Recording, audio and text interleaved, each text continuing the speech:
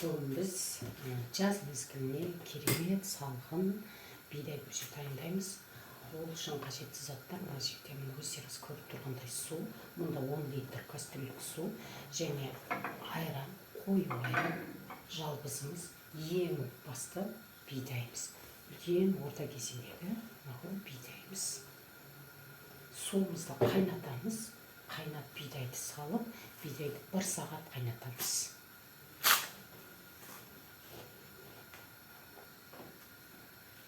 Бидайымызды салып аламыз. Бидай 6-7 рет тазаланып жуылды. Жақсылап тазалап жуылған бидай.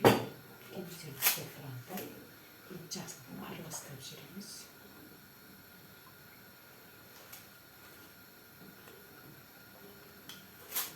Bir saat қайнайды.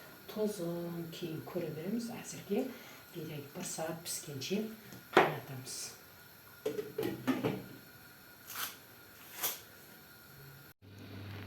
Міне көріп тұрғандарыңыздай, менің бидайым қайнады қазір. Қайнап жатыр.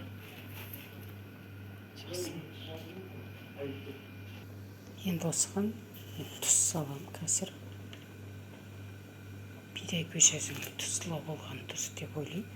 Тұзымен дәм кіргізе де. Әзірге пока мен көз мөлшермен дәмін кейін көреміз енді. Мен 1,5 ас қасық тұз салдым. Енді әлі де қайнай береді бұл. Бидайымыз піскенше, жоғарыда айтып кеткендей, 1 сағат бидайымыз қайнайды. Қатты қайнату міндетті емес, жай қайната береміз. Міне бидай көже дайын болды. Қайнап, 1 сағат қайнап, міне көріп тұрғандарыңыздай. Бидайымыз жұмсақ, өте езіліп пісті, әдемі. Енді осы бұл суытуға қойылады. Суып тұра береді. Бұл біздің бидайымыз суып тұрып, дайын боламыз дегенше, суығанша, біз енді мұнда осыған қосатын қоспамыз, айранымызды дайындаймыз.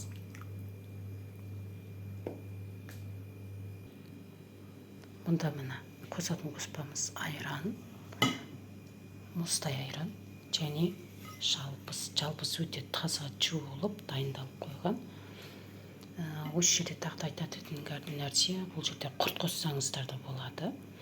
Құртты езіп, измельчительден, немесе блендерден.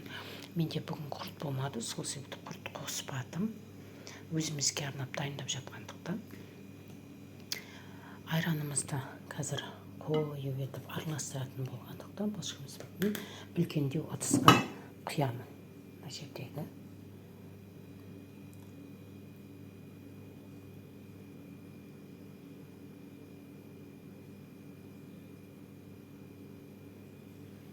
үлкендеу ыдысыма құйып алып, айранымды бірінші жақсылап араластырамын. Таяқшаның көмегімен.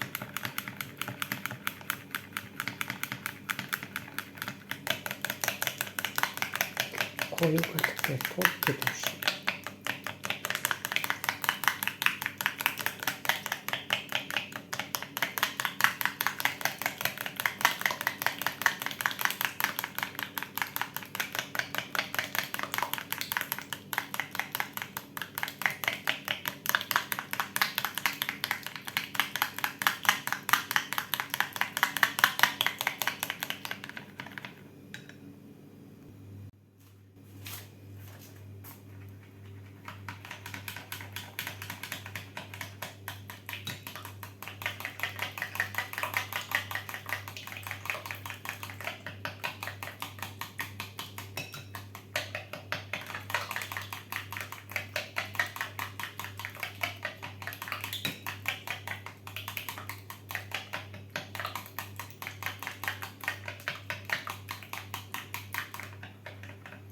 Енді соң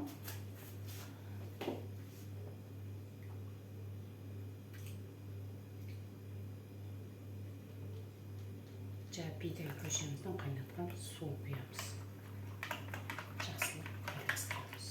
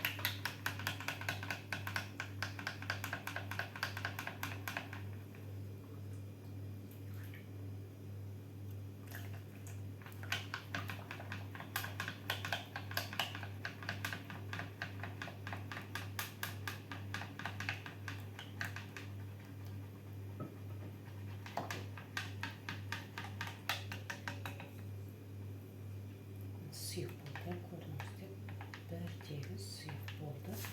Енді осыны бидай көжемізге қосамыз. Мінекей, енді бидай көжемізге қазір мен шолап чатлетте айран құямыз қазір.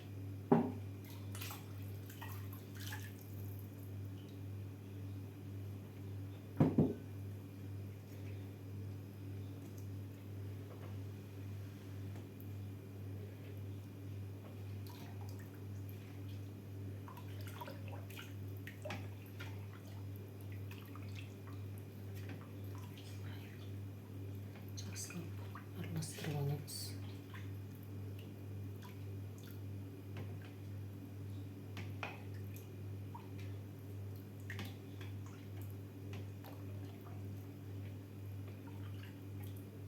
Енді бұған жалбызымыз саламыз. Жалбыз таза 3-4 рет жуылған райхан гүлін қоссаңыздар да болады, хош иісі шығады. Бірақ мен бұған райхан гүлін қоспадым. Осылай біраз уақытқа қойып қоямыз. Біздің керемет бидай көжеміз дайын болды. Ас болсын. Ұнап жатса рецебім сіздеріңізге лайк, комментарий жазуды ұмытпаңыздар. Мінекей біздің бидай көжеміз дайын болды.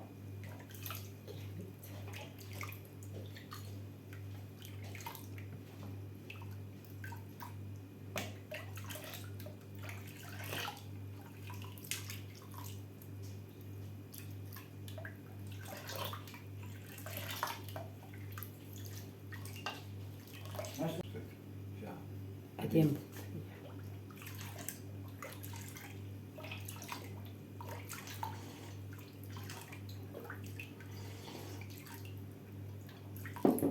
Өте керемет болады.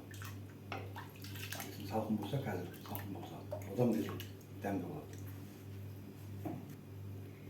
Неге өте жолдасыма да ұнады, тамаша. Бұған одан кейін піскен айранда қосып жатады. Піскен айран егер дәмі қаттап та қосылсын десе, піскен айранды қосып жатады көбідегі, яғни сұйық айран дейміз ғой. Мынау дәміне қарай тұз қосылған. Дәміне қарай жалғыздың бұл жердегі пайдасын өздеріңіз білесіздер. Бұл негізінде ағзамызда бүйрегімізге өте пайдалы.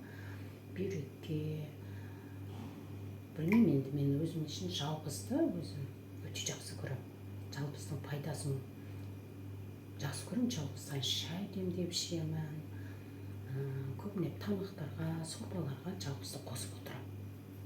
Райхан қоссаңыздар да өте керемет. Ас болсын, бұл бидай көженің ең жасалу оңай жолы деп ойлаймын.